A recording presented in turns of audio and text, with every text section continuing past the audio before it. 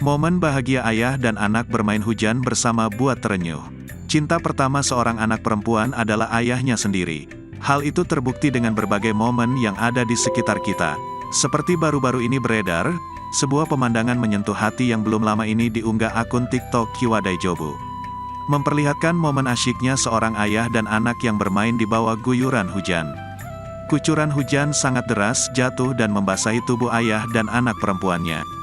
Keduanya asyik bermain dan menari-nari di jalanan sebuah komplek yang terlihat sepi. Hujan menjadi saksi atas kebahagiaan dua insan, meski sederhana, tetapi sangat bermakna. Sontak unggahan tersebut mendapat beragam komentar warganet.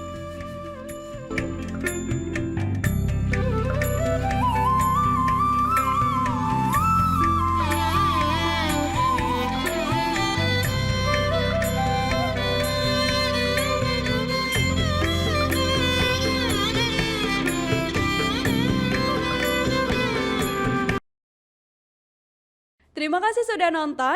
Jangan lupa like, subscribe, dan share ya.